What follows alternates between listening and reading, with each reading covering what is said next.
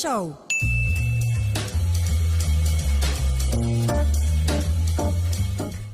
Estoy de regreso para el último bloque del programa de miércoles aquí en Pichincha. Gracias por estar del otro lado. Tengo muchos comentarios. En el primer bloque, cuando me puse bravo, empezaron a llover los comentarios. En el segundo bloque, cuando conversamos con el chef, ahí sí se les hizo así del hambre, pero ya les voy a contar esta semana en serio cómo me va con el kefir. Es este yogur que tiene muchas propiedades, pero particularmente produce un probiótico que se llama precisamente kefir, que es muy especial. Entonces se supone que es la gran maravilla. Y ya compras una vez y solamente se regenera, puedes tenerle años produciéndote yogur. Así ha sabido funcionar el yogur. Soy nuevo en la industria, pero estoy ya incursionando. Pienso probar esta noche el yogur. Sin más, le doy la bienvenida a Andrés Arauz. Nada más y nada menos. ¿Cómo estás, Andrés? Hola, Kike, gracias por la invitación. Chévere estar acá, compartir con la gente, con quienes nos ven y nos escuchan. Oye, ya me debías una visita hace tiempo, ¿no? Sí, está bien que podamos vernos, por fin. Oye, vamos a la yugular.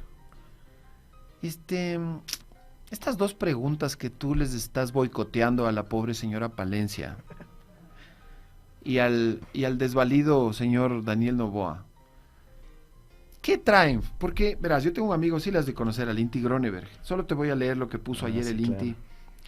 Dice que, básicamente, la mayoría de trabajo adecuado es generado por empresas medianas, pequeñas y microempresas y emprendimientos. 6 de cada 10, incluso, menciona. Estas empresas es donde más se perdieron empleos en la pandemia. Y es crucial que generemos nuevas oportunidades laborales en estos sectores. Por ello es momento de establecer un nuevo acuerdo que garantice un trabajo flexible, decente, seguro y con una compensación justa. En caso de abusos por grandes empresas del trabajo por horas, se podría regular que este tipo de contratación sea solamente para pymes y emprendimientos del país. ¿Cómo le responderías a Inti Groneberg, que está en sintonía? Bueno, yo le digo al Inti que en el Ecuador ya tuvimos el trabajo por horas, entre el año 2000 y el 2008, y no fue ni el boom, ni el trabajo adecuado, ni la inclusión de los jóvenes, ni las grandes oportunidades. Lo que fue la oportunidad para precarizar, explotar y hacer lo que se llama la extensión de la jornada. Porque en vez de que trabajes las 4 o las 8 horas seguidas, lo que te dicen es, ¿sabes qué? Ven solo en las horas picos, de 7 a 9, de 11 a 1, de 6 a 9 otra vez, y que vas a ir a la casa otra vez a descansar, a apoyarte una ruca. Y así mismo te van a pagar. Te vas a quedar 16 horas fuera de casa, pero solo te van a pagar por las 4 o 5 horas que estés formalmente marcando tarjeta. Eso comúnmente es lo que pasa. Claro, y eso es lo que vivimos en el Ecuador del 2000 al 2008, sino que mucha gente ya no se acuerda de esa época, ¿no? Sí hubo trabajo por horas en el Ecuador. La ley Trole de Gustavo Noboa del año 2000 hasta la constituyente de Montecristi había trabajo por horas y no fue ningún boom. Y ¿sabes qué? Para decirle al Inti, me olvidé de responderle porque también envió el mensaje, en el Ecuador hay una cosa que se llama la media jornada o de medio tiempo, sí. Que son 4 horas, que si es que queremos flexibilidad, ya está pues ahí la jornada de medio tiempo. 4 horas me parece súper racional para una pequeña empresa que quiere empezar, tal vez no necesita 8 horas, etcétera. Bueno, pero 4 horas está bien, menos de eso también me parece un poco terrible forzar a alguien a salir de su casa, movilizarse, transportarse para ir a trabajar 1 hora, 2 horas, no tiene mucho sentido. Me parece que 4 horas está bien y eso ya lo permite la legislación nacional. Entonces por eso estamos votando no en la pregunta por... Ese es el casillero E, ¿no ves que ahora son alfabética? O sea, está ordenado alfabéticamente. Para confundir, creo que es. Claro, porque ya la gente estaba acostumbrada a los números, entonces ahora te meten números romanos, números ordinales, árabes, etcétera. Pero por lo menos hay el tema de las letras. Y nosotros decimos D y E, no.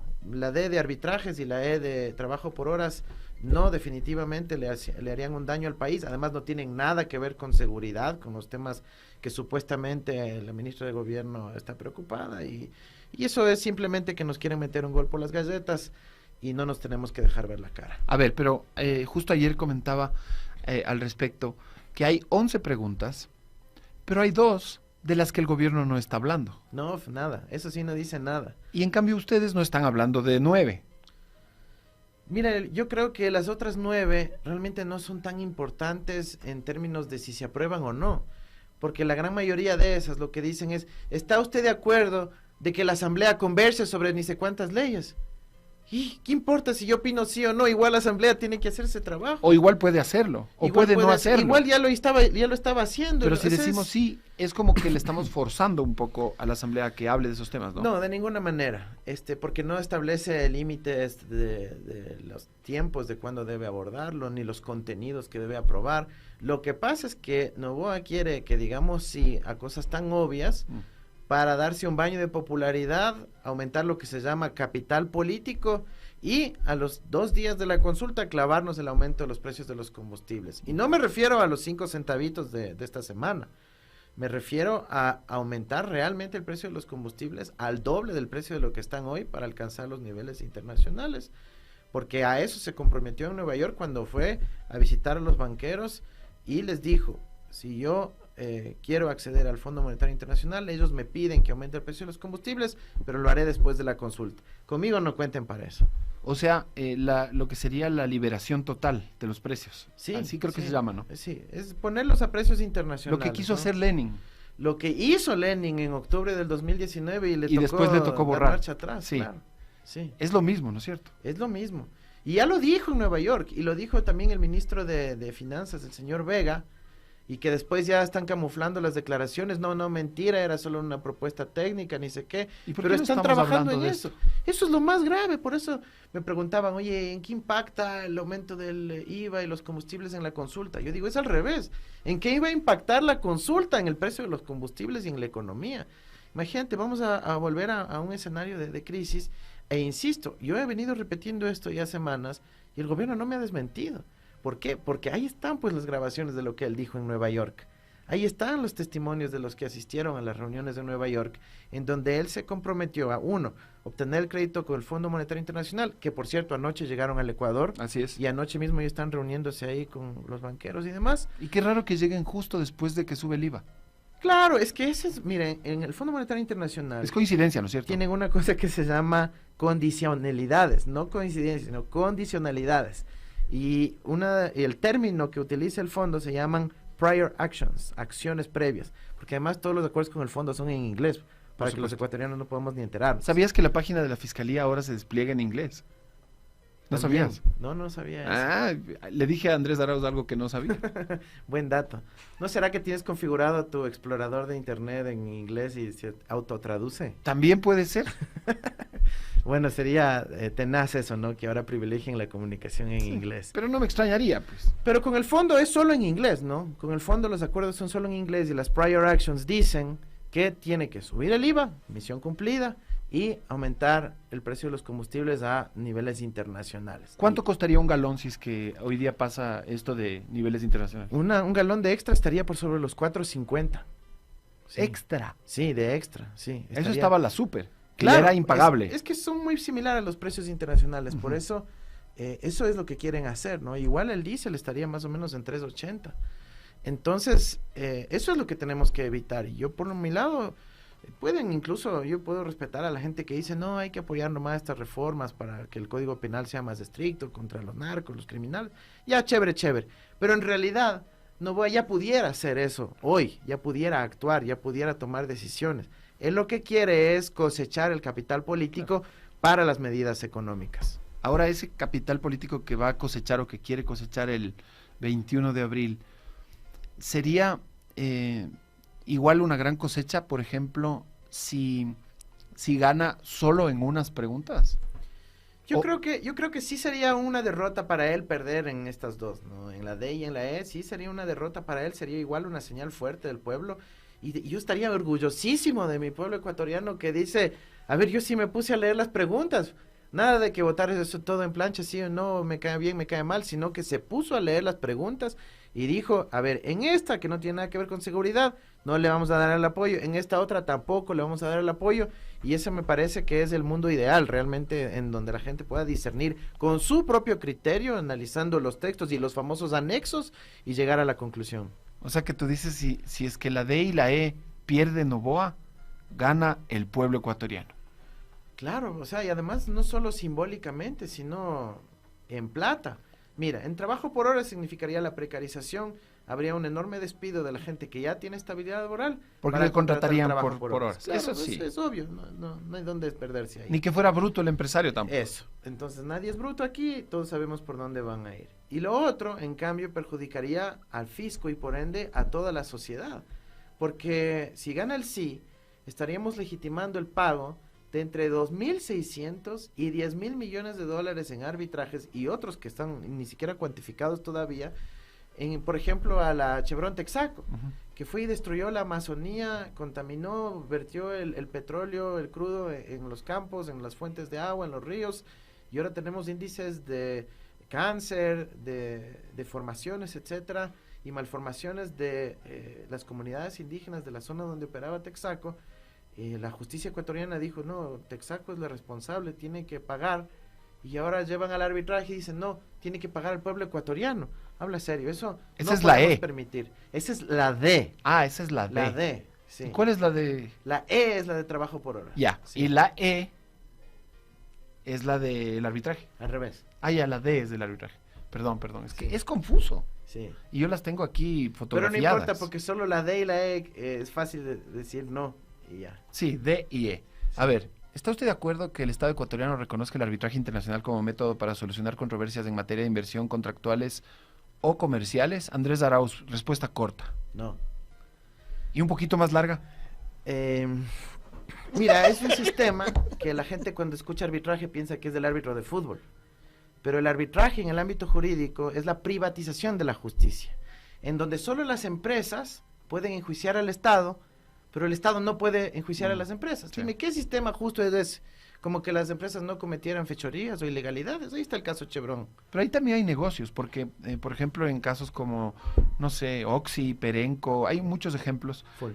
Hay abogados ecuatorianos que están detrás con intereses cruzados, y claro, ellos no quieren que no haya estos arbitrajes, sino más bien les conviene que venga alguien y les dé la razón a las empresas que ellos representan y ellos se forren. Yo digo de chiste que están en la República del Salvador y en San Borondón, esos abogados. No es tan chiste, pero... No. Verás, cuando Lazo nos volvió a meter al CIADI, ya pensaba que logró una victoria, pero como hay el artículo 422, no sirvió de mucho. Pero al CIADI, adivina quién nominó para que sea árbitro del sistema del CIADI. Chiste, esa va a estar en el examen de fin de año, porque sí me la sé, pero tendría que pensarla. ¿A quién nominó para el CIADI? Lazo nominó a alguien para el CIADI. Lazo nominó un árbitro para que vaya al CIADI. ¿Era funcionario público? Había sido en su momento, sí. Fue funcionario público de Gustavo Noboa. Dame otra pista, una más. Es hermano de un expresidente. Ya sé, pues. Noboa. Claro. Es otro Noboa más. Que además en ese momento era abogado de los Isaías. Ya. Y le puso ahí de árbitro del CIADI, pero fue tan escandaloso el tema que ya tuvo que retractarse. Y el man dijo, ya, perdón, no puede ver tan evidente el conflicto de intereses, claro. Pues. Porque hay algunos empresarios ecuatorianos que se disfrazan de inversión extranjera y luego le meten los juicios desde afuera al Estado ecuatoriano, ¿no? Entonces, ese es el temor que había que, por ejemplo, los Isaías metan un arbitraje al Estado ecuatoriano diciendo violaron los derechos de propiedad, ni sé qué, y el CIADI sentencia a favor de los Isaías, porque ya aquí ya se acabó las instancias que pueden apelar, pero todavía podían usar el sistema de arbitraje para ese fin. Entonces, eso es lo que nosotros tenemos que evitar. Yo digo, esta pregunta va más allá de las ideologías, va más allá de las orientaciones políticas. Esta es una cuestión de defender al Ecuador, de defender al Estado ecuatoriano, que es de todos. Y ahí creo que no hay donde perderse, indistintamente de las ideologías. El sistema de arbitraje de inversión es tan absurdo y por eso se puso esa defensa en la Constitución, que no puede ser que ahora quieran cambiar la Constitución solo para permitir el pago a estas transnacionales, a las mineras que dañan el ambiente, destruyen comunidades, a las empresas que contaminan la Amazonía y que luego todavía más quieren llevarse el vuelto. La CONAI está opuesta y Sí. hay algunos actores políticos que, el INTI no, por ejemplo, pero hay unos actores políticos que sí están en contra de esta. Yo quiero preguntarte. De la D no sé, no ha dicho nada del INTI, creo, sobre el tema del arbitraje. Está de leerle. O Sí. tal vez no está oyendo y nos manda Sí, una respuesta que nos dé el expresa. dato, sí. Porque en trabajo por horas ya vi que lamentablemente te está equivocando. Pero Dame mi ojalá en espacio, la de dice también. Pero si vos sabes que aquí es tu casa, solo tienes que venir nomás. Me avisas, me escribes y vienes. Oye, No, sabes respecto... que yo estoy seguro que el Inti va a votar no en la D. Porque el Inti es un compañero, una persona preocupada sobre el ambiente. Él sabe lo que fue la destrucción de Chevron. Él sabe lo que significa políticas irresponsables en materia ambiental. Y él sabe que si es que se da paso a la pregunta D sobre arbitraje, es el acabose, no solo ambiental, económico, fiscal. Eso. Se perderán los dólares, se destruirá la Amazonía, vendrán las mineras con todo, con bulldozer y destruirán las comunidades. O sea, eso es lo que están buscando y por eso ha sido tanta la obsesión, perdón, de reformar la Constitución para poder avasallar con estos arbitrajes internacionales. O sea que tú le ves incluso mucho más peligrosa para los intereses del Ecuador esta del arbitraje que la del trabajo. Sí, mira, yo creo que... Si puedes elegir una que vas a ganar, ¿cuál? Eliges la del arbitraje. La del arbitraje. La del arbitraje porque es sistémico, es el funcionamiento del rol del Ecuador en el sistema mundo, en donde podemos preservar nuestra naturaleza, los derechos de la gente. Afecta todo el arbitraje internacional. Si es que aumentas los derechos laborales, te dicen, disminuyó mis ganancias, por ende te meto un juicio. Si es que pones regulación ambiental más estricta, dicen, afectaste mis expectativas de ganancias porque ahora me toca invertir más en remediación ambiental. Si es que les cobras más impuestos porque les detectaste los mecanismos de evasión, dicen, alteraste la estabilidad tributaria, entonces te meto arbitraje. Por todo lado te meten gol con el arbitraje.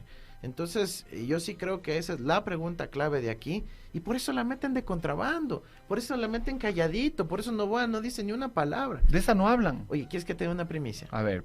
En el decreto, creo que era el 210, reciencito, la semana pasada, el Daniel Noboa, me da la razón con el tema del arbitraje. ¿Qué sacó? Verás, Lazo metió un decreto reformando a la ley de arbitraje y mediación, poniendo que es obligatorio que todos los contratos de compra pública tengan arbitraje internacional.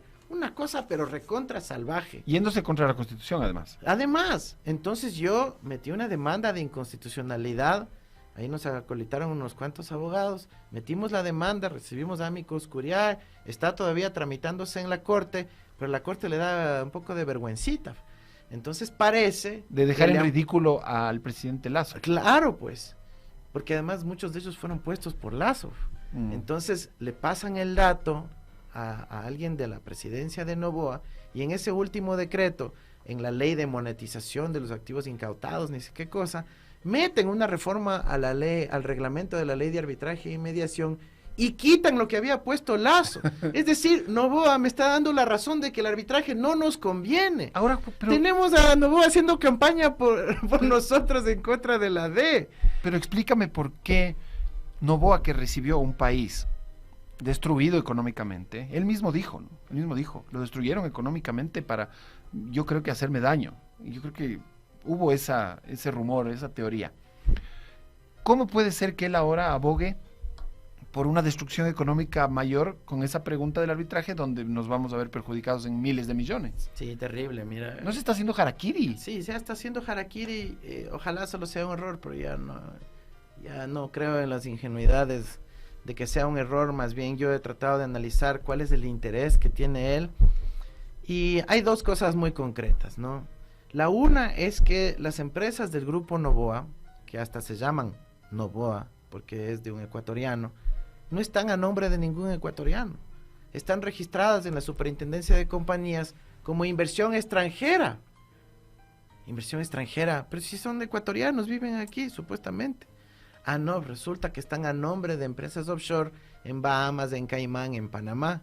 Entonces, si se aprueba el arbitraje internacional, que solo pueden beneficiarse empresas extranjeras y no las ecuatorianas, tal vez por ahí lo que buscan es demandarle al Estado ecuatoriano ante el CIADE y decir, esos impuestos que me quieren cobrar en la justicia ecuatoriana, fueron fruto de cualquier otra cosa, violación de la ley. Hay juicios con el Estado. Claro, hay full. De empresas del Grupo Novoa.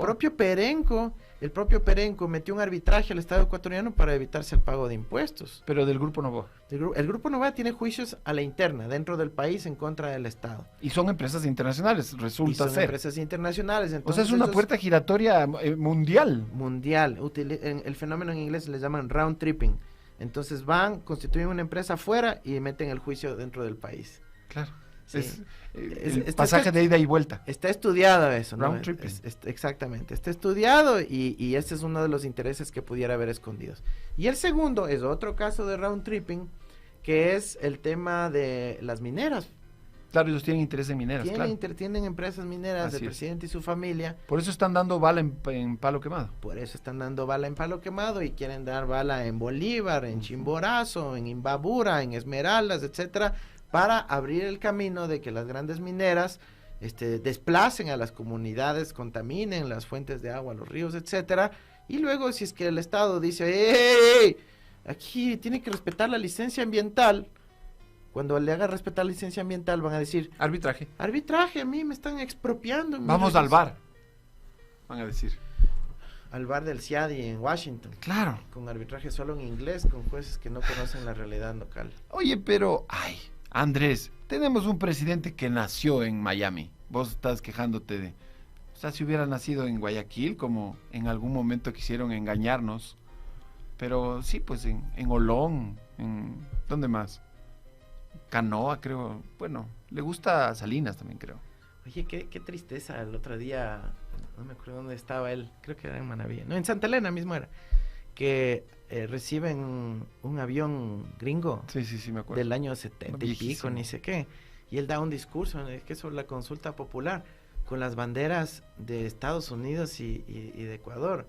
Claro, si él tiene ambas nacionalidades, está marcando tarjeta con su país de origen, ¿no? Históricamente, ¿crees que haya habido una época con más injerencia que esta? Yo creo que ahorita se metieron a la cocina y en calzoncillo, y abrieron la refri y se comieron unas cosas que decían no topar. Dos épocas. La una, en la Segunda Guerra Mundial, donde el Ecuador entregó las Galápagos como base militar gringa. Eso está documentado, hay historia, etcétera. Pero bueno, era una guerra mundial, qué sé yo. Difícil de evitar. Y lo segundo, fue la época de Mahuad, pues. Porque ahí se cumplió no solo la base de Manta, sino que se aplicó la receta neoliberal a rajatabla, que significó la crisis financiera de todos los ecuatorianos expulsados de su patria. ¿Y qué estamos viviendo ahora? Lo mismo. Una crisis parecida, originada por los mismos. Los mismos. Y lamentablemente Novoa tuvo el chance de no ratificar los acuerdos que había firmado Lasso y los dio paso. Lo mismo con el arbitraje. Lasso dio el primer paso metiéndonos al CIADI y ahora Novoa completa la tarea mandando la pregunta al referéndum. Por eso hay que decirle no. Eso ya me quedó bastante claro, que estamos aquí en contra de esas dos preguntas. No quiero volver a decir mal los números. Entonces, por eso tengo aquí unas fotos. Las letras. Una ayuda a memoria. Los números. ¿Qué números? La D, que es la del arbitraje, y la E, que es la del trabajo por horas. Oye, y dejemos unos últimos minutos para hablar de cualquier otra cosa. ¿Qué has hecho? ¿A qué te dedicas de este tiempo? Secretario ejecutivo de la Revolución Ciudadana y militante por la integración de la patria grande, ¿no? Para mí la pasión de la integración latinoamericana es profundísima. Y aparte eres del directorio de la Internacional Progresista, porque quería hacerte una pregunta al respecto que la tengo guardada. Casi me olvido, ya van a ser las 12 y casi le mando a la casa al Andrés sin preguntarle esto. ¿Qué es el progresismo? ¿Y por qué te pregunto esto? Porque hay gente que tiene miedo. ¿Qué tiene miedo a qué? ¿Al aborto? ¿Tiene miedo al matrimonio del mismo género? Y tiene miedo a ciertas cositas que le alteran su curuchupismo, con su catolicismo, no sé, sus tradiciones, cultura y tradición familiar. ¿Qué es el progresismo? ¿Le puedes decir a mi audiencia, que este rato es más tuya que mía, qué diablos es eso? Claro, mire, el progresismo es anteponer al ser humano sobre el capital. Ya estamos viviendo en el siglo XXI, en donde ahora hay empresas transnacionales que son más poderosas que países enteros. Así es. Que las decisiones que pueden tomar esas empresas nos afectan más que lo que pueda tomar cualquier gobierno. Imagínate que mañana se caiga el Google, se caiga el Facebook y el WhatsApp, nos quedamos incomunicados. Ha pasado, ¿no? Entonces el mundo está sujeto a estas fuerzas del gran capital a nivel mundial que nos dejan cada vez con menos margen de acción como sociedad, como humanos. Entonces el progresismo lo que dice es, chévere que haya empresas, inversión, emprendedores, todo bien, pero la sociedad en su conjunto, los seres humanos que la constituimos, las distintas comunidades, con la diversidad tan rica que tenemos en el planeta, somos más importantes. Debemos nosotros tener más importancia que todo ese capital. Entonces, ese es el principio fundamental. Porque a ratos parece que los millonarios fueran los que gobernaran, ¿no? Porque las decisiones pasaran por ahí.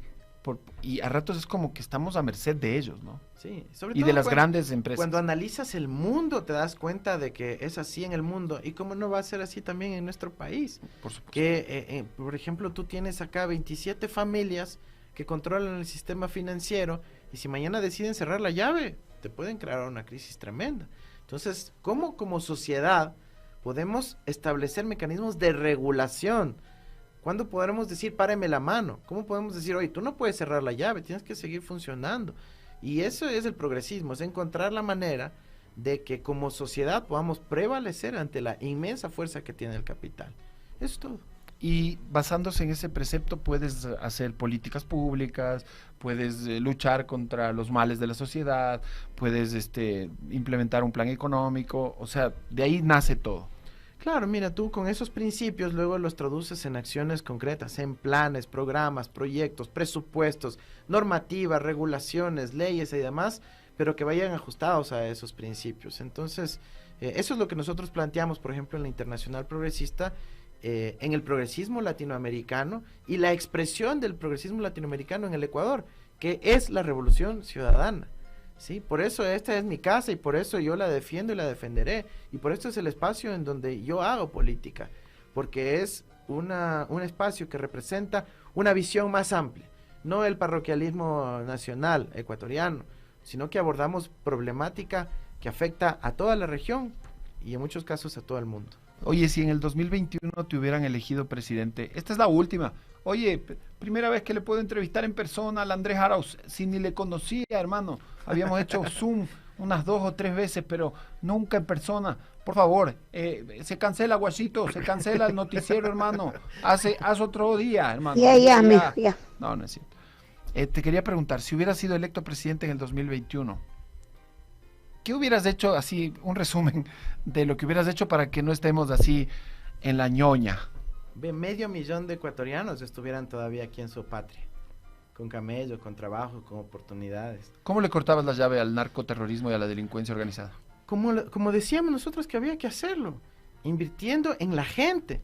Verás, el 1000 de una era también para eso, porque el rato que tú metes dinero en el bolsillo de la gente, se reactiva la economía y se generan fuentes de empleo alternativas al del crimen organizado. Reabrir las 87 escuelas que están cerradas, pana. Unidades educativas del Milenio que se meten 1500 guaguas en cada una. ¿Cómo van a estar cerradas? ¡Qué insulto a la dignidad de la gente! Entonces yo cuando visité el Triunfo y vi esa escuela cerrada y al frente estaban los niños viendo a la escuela pero sin poder entrar porque estaba cerrada, decía, es un insulto a esos niños. Evidentemente no tienen otra que sentirse insultados y decir, este sistema vale, y se dedican a otras cosas. Pero lógico. Entonces, tiene que haber inversión social, tiene que haber presencia del Estado, tiene que haber control territorial, tiene que haber planificación, inteligencia, utilización de los datos. No, discúlpame, como tenemos ahora a un presidente disfrazado de G.I. Joe, de soldadito, como que eso va a solucionar las cosas. No, queremos ver política pública, políticas profundas, que empiecen estructuralmente a cambiar la situación. Y eso es lo que ofrecíamos nosotros en el 21, y te prometo que no hubiésemos tenido 500,000 de ecuatorianos que han abandonado su patria en los últimos 2 años y medio. Eso es lo que más me duele, porque significa que ya se rindieron y dijeron, en esta patria no va más. Pero bueno, ahora tenemos la esperanza, comenzando por decirle a la NOE en las preguntas D y E, el resto tiene libertad la gente de opinar, de ver qué hace, pero yo creo que la D y E hay que ser contundentes y encaminados a febrero del 25, también dar una señal clara para retomar el destino de nuestra patria. Y eso. A eso tenemos que dedicarnos. Bueno, ya nos están cortando estos desgraciados de Radio Pichincha, pero ya no podemos hacer nada más que despedirnos de Andrés Arauz. Gracias por haber venido, vendrás cuando quieras. Ya como le dije al Inti Gronever, solo me escribes y me caes. Así que esta es tu casa y hasta mañana.